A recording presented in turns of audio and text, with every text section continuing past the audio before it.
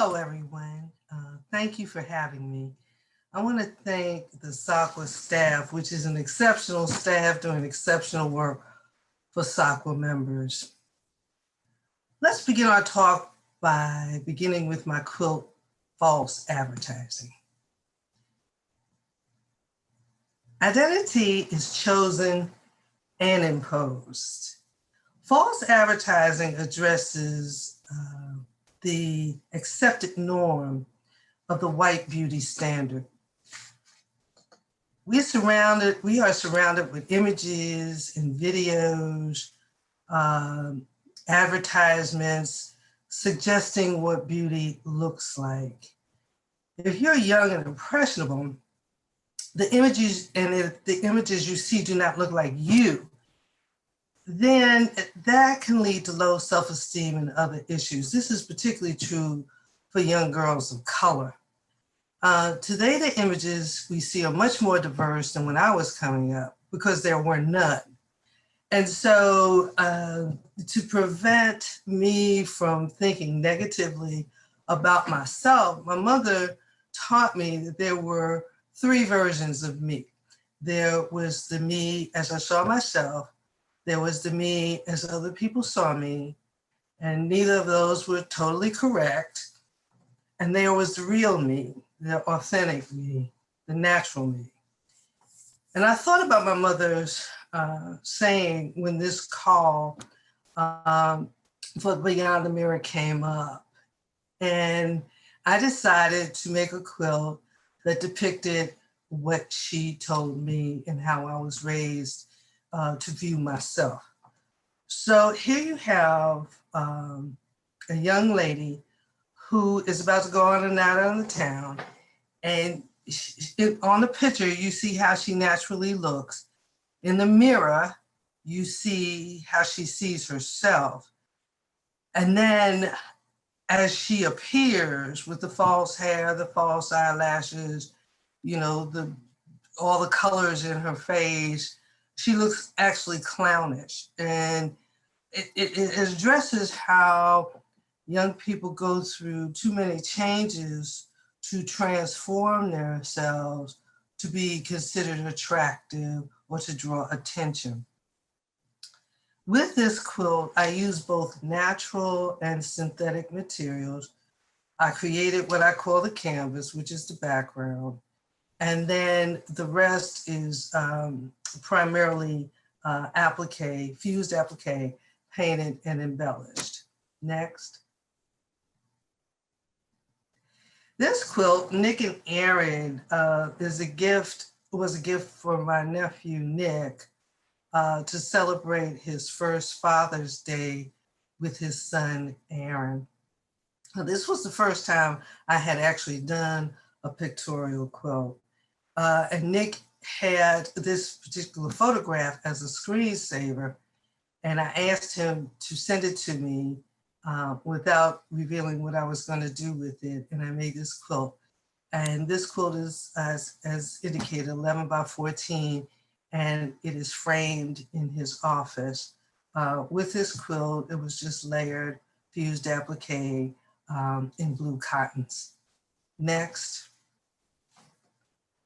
In this quilt, Mo broke.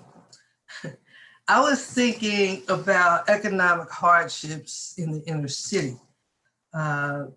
This young man has his hands up. He's resigned to having less resources and paying higher prices for everything. The cash flowing out of his pocket was symbolic of the cash economy that he lives in. Credit really doesn't exist in the inner city. And if it does, it's at such a premium cost that it's really not worth it. When you Mo broke, you in a survival mode, and you make do with what you have and what you know. Some interesting information about this particular quilt that I'd like to share. Mo broke exhibited on the West Coast in a gallery, and it was my first quilt to earn sizable prize money.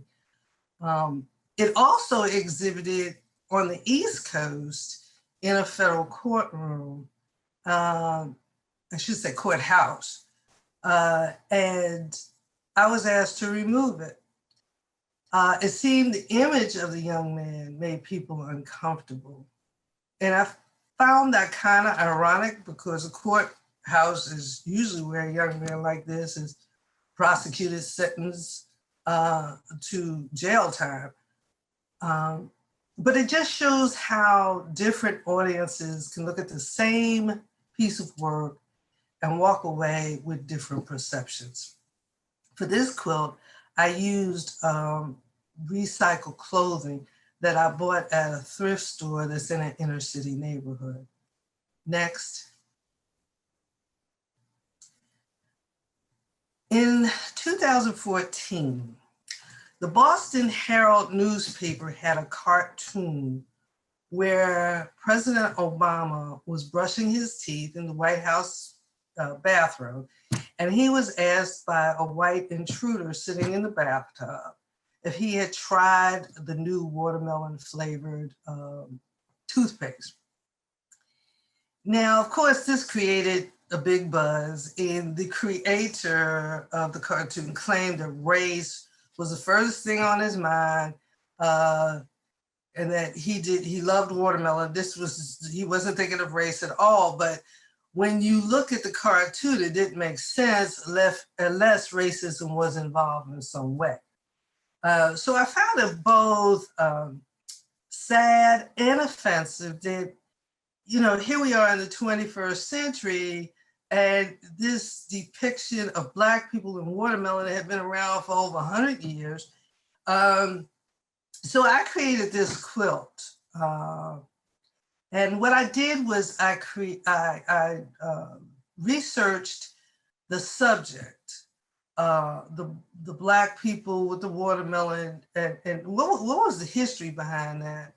And so as you see, there's blocks going around the border of the quilt, and those blocks talk about that history from Reconstruction up until the time of Obama's presidency. And it also talks about the nutritional benefits of watermelon.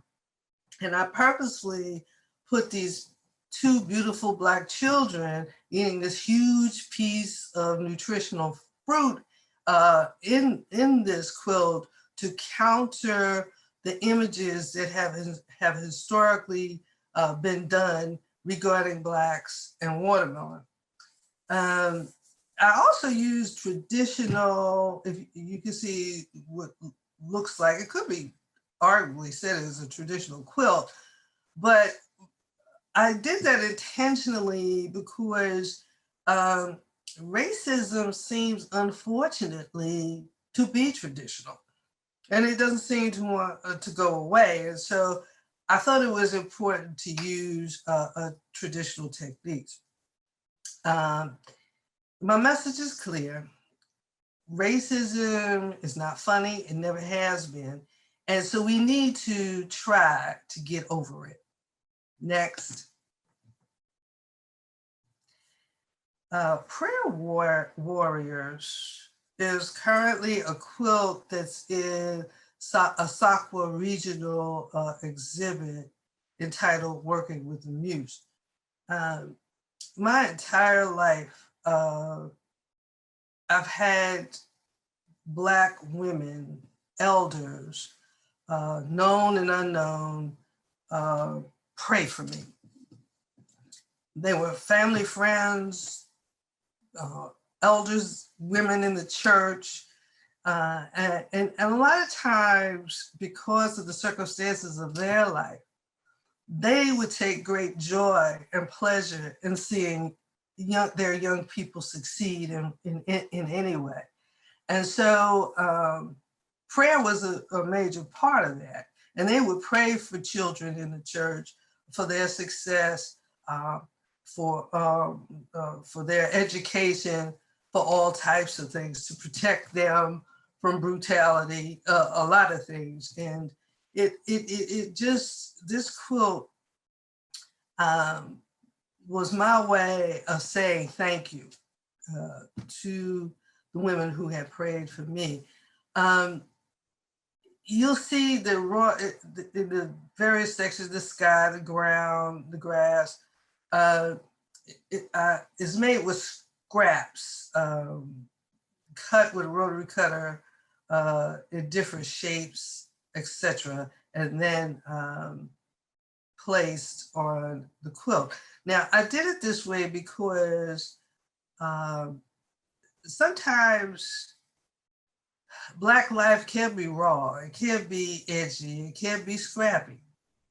And I thought that would be a good technique to use to depict what these women were praying about. As you can see, their backs are faced to the audience or the viewer, because in many ways they turn their backs on the problems of the world and they look forward toward their faith and through prayer to bring relief and to bring blessings. So like them, I turn my back on artistic constraints sometime, and I communicate what is true to me. Next, please.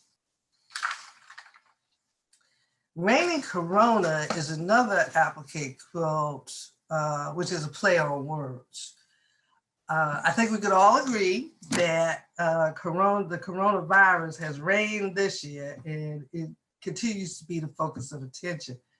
The mask under the umbrella symbolizes protection from the reigning virus that you see in those silver depictions of the virus. This quilt was a response to a reader's challenge in Quilting Arts magazine, and it's in the current issue. Thank you so much for your time, and I hope you enjoyed my work.